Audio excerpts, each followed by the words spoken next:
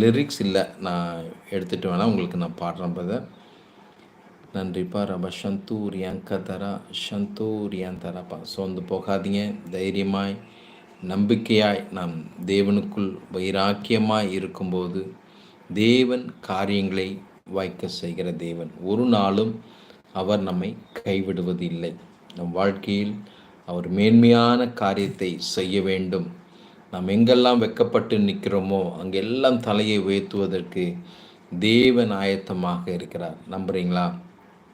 ஏன்னா அவர் சொல்கிறாரு, என் ஜனங்கள் ஒருபோதும் வெட்கப்பட்டு போவதில்லை. என் ஜனங்கள் நான் அளிக்கும் நன்மையினால் அவர்கள் திருப்தி ஆவார்கள் என்ற வாக்கு தத்தத்தின்படி நாம் நிச்சயமாக திருப்தி ஆகக்கூடிய சூழ்நிலைகளை கர்த்தர் உருவாக்குவார்.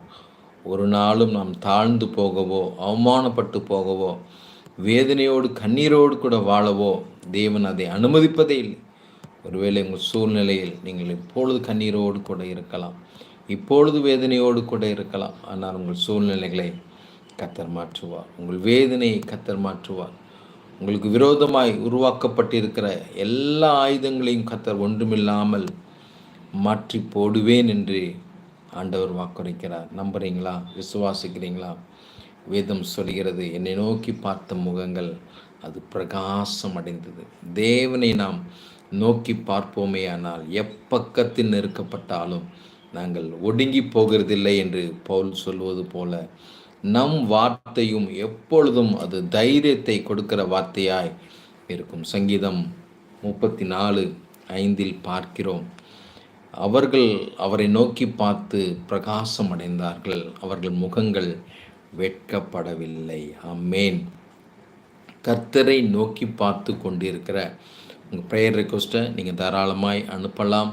அது மட்டுமல்லாது சப்ஸ்கிரைப் பண்ணலைன்னா சப்ஸ்கிரைப் பண்ணி வைத்துக்கொள்ளுங்கள். நிறைய ஆவிக்குரிய காரியங்களை உங்களோடு பேச இருக்கிறேன். உங்களை பலப்படுத்த ஆண்டவர் என் மூலியமாய் பேசி கொண்டிருக்கிறார். அது மட்டுமல்லாது நேரில் வந்து பார்க்கணுன்னு விருப்பப்படுறவங்க நேரில் பார்க்கலாம்.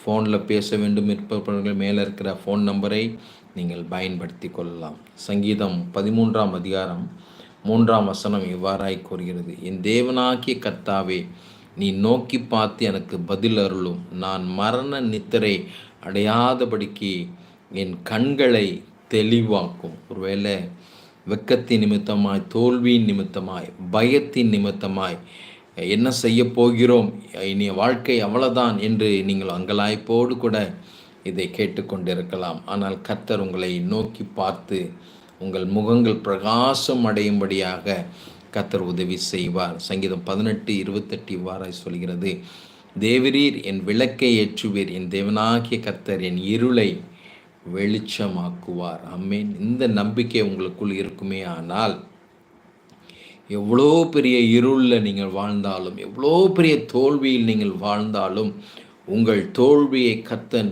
ஜெயமாய் மாற்றுவார்.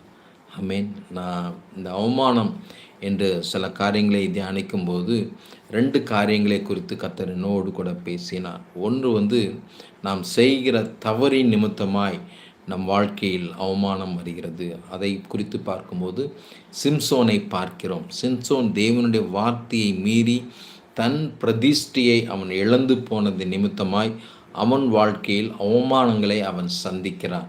ஆனாலும் கர்த்தரை மீண்டுமாய் நோக்கி பார்த்தபோது அவனுக்கு கர்த்தர் ஒரு புது பலனை கர்த்தர் கொடுத்தார். ஆமென். கர்த்தரை எல்லா சூழ்நிலையிலும் நம்மை அவர் பாதுகாக்கவே விரும்புகிறார்.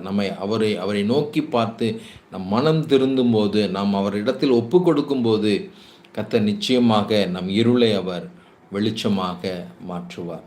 2வதாக நாம் பார்க்கும்போது தாவீதை குறித்து நான் பார்த்த ஒரு காரியம் என்னவென்றால், தாவீது சிக்லாக்கில் எல்லாவற்றையும் இழந்துடுறார். ஒன்றுமே இல்லை. எதிரி அமிலேக்கியர் எல்லாவற்றையும் கொள்ளையடிச்சிட்டு போயிடுறாங்க. அங்கே அவர்கிட்ட அழுகிறதுக்கு கூட கண்ணீர் இல்லாத சூழ்நிலை. கூட இருந்தவங்க முதல்ல அவமானப்படுத்துகிறாங்க. உன்னால தான் இவ்வளோ பிரச்சனை, இவ்வளோ வேதனை, என்ன செய்ய போகிறோம் என்று தாவீதை கல்லை எறிந்து கொள்ள வேண்டும் என்று தீர்மானம் செய்கிறார்கள். இன்றைக்கி அநேக நேரம் அப்படிதாங்க.